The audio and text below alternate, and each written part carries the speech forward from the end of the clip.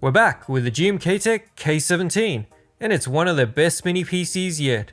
But there are 3 things you need to know before you commit. Normally, GMKtec goes heavy on the plastic, but the K17 actually gets a premium metal chassis. The only exception is a plastic bottom plate, which is intentionally designed that way to keep your Wi-Fi and Bluetooth signals strong. The K17 looks great, and it feels premium. Enough said. Intel's newer mobile CPUs range from decent to impressive. I'm cautiously optimistic they will continue being competitive against AMD's recent streak of domination. I'm not dumping these t-shirts yet though. The K17 comes with Intel's Core Ultra 5 226V, a lower power Lunar Lake chip with 8 cores and threads.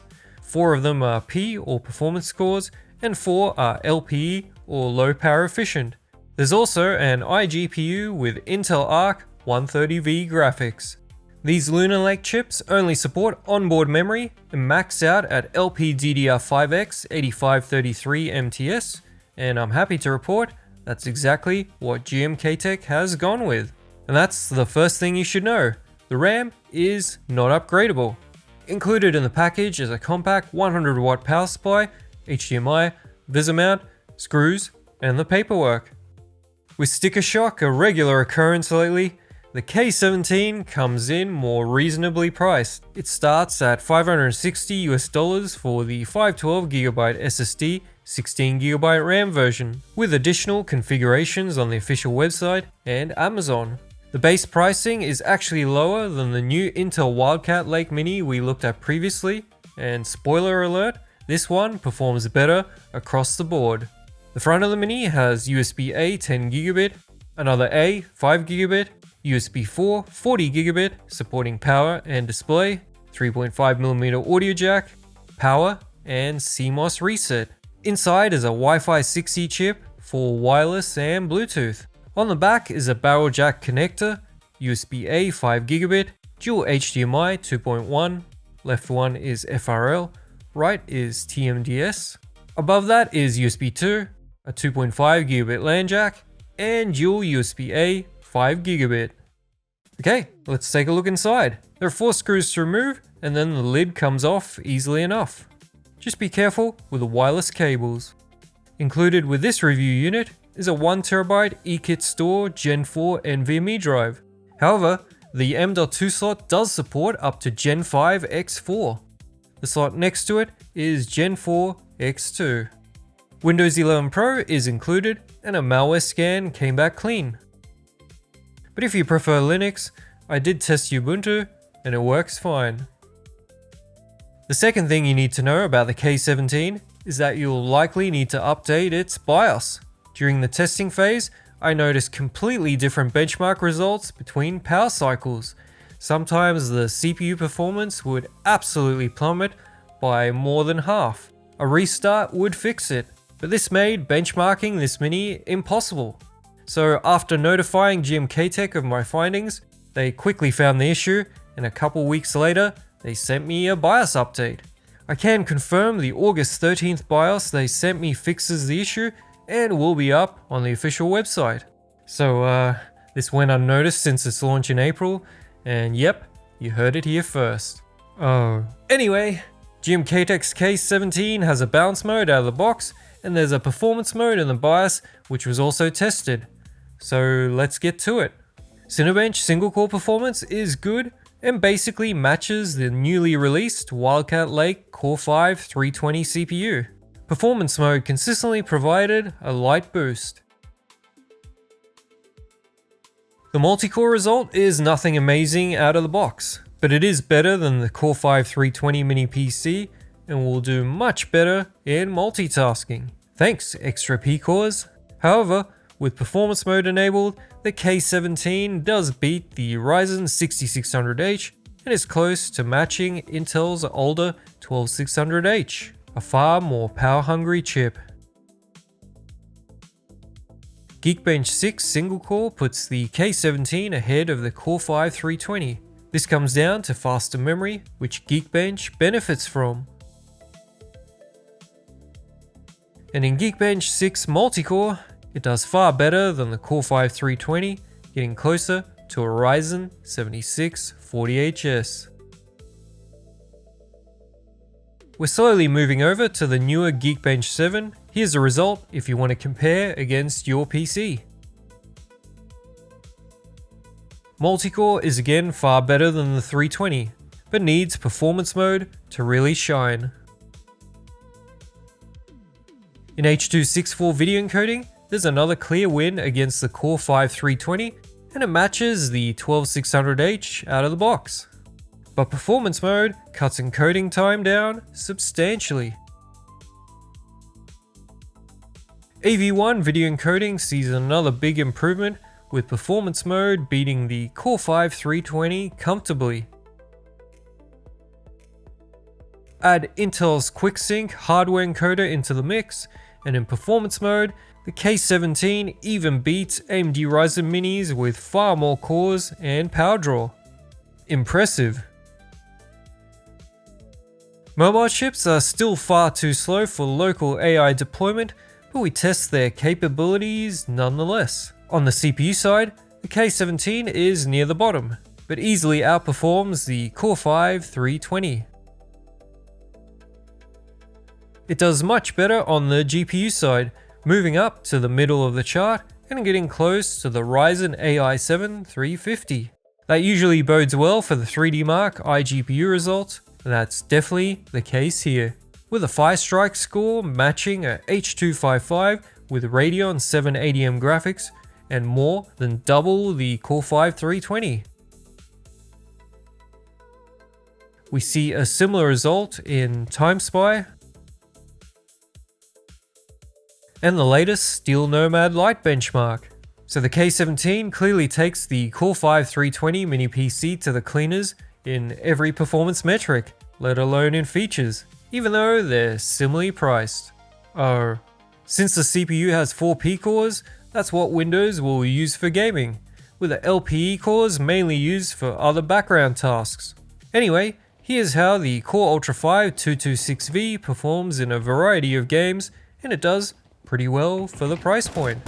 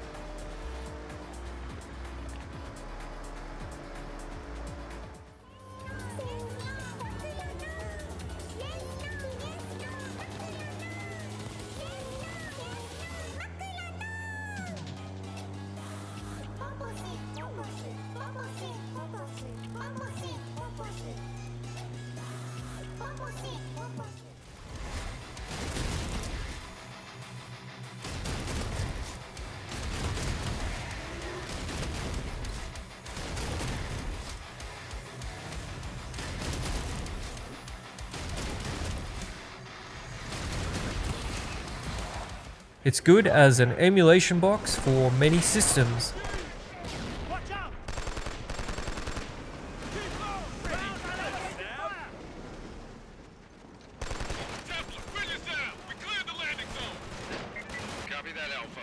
If you want even more graphics performance, you can hook up an eGPU and play all the games that the discrete GPU can handle with a performance penalty of USB 4's 40GB bandwidth limitation.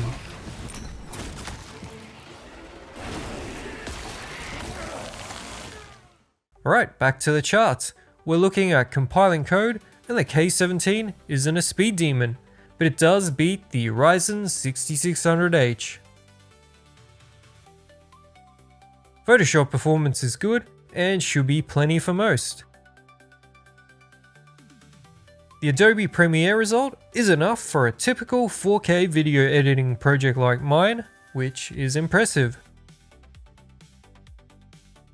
The included 1TB eKit Store Gen 4 SSD isn't particularly fast, but not bad given the price. However, the third thing you need to know is that the biggest problem with the SSD is how hot it gets when constantly under load. Surprisingly, the included heatsink does very little to keep temps down, and we're in thermal throttling territory for this test, putting the CPU and SSD through the ringer for an extended period. A larger heatsink, small fan underneath, or a different drive that doesn't draw as much power would have been ideal. Bluetooth range is good, and wireless tested at 12 meters or 39 feet from the router with a 5G band had no dropout issues. Idle power draw at 6 watts matches the Core 5 320 mini PC. Maximum power draw is low, with around 55 watts recorded out of the box and just 65 with performance mode enabled. Pretty impressive for the performance on offer. Maximum CPU temp is able to stay under 90°C in both modes, and I'm very happy to report that fan noise is very low, making this one easy on the ears, even under load. In fact, out of the box, it's the quietest mini PC on this list.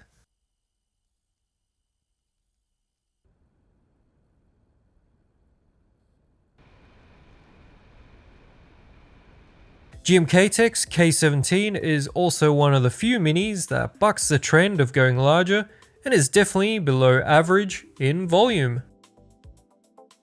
Mashing the delete key on startup lets you access the BIOS. On the main page is the power mode selector. At the top of advanced is auto power on and wake on LAN. You can also set the power limit manually in power and performance. Hardware monitor has a fan settings, which I don't think need any tweaking. Intel's iGPU dynamically allocates VRAM, so unlike AMD chips, you don't need to change any settings in the BIOS.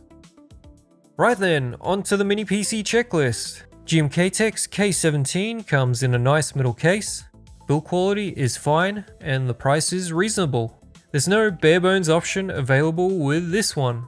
While the 100 watt power supply is overkill, at least it's compact. You can power the mini PC with a USB 4 port, although rear placement would have been preferred. The K17 is easy to open, comes with a max memory speed, but the RAM isn't easily replaceable. Performance and CPU cooling are good, but the SSD gets hot when put under sustained load.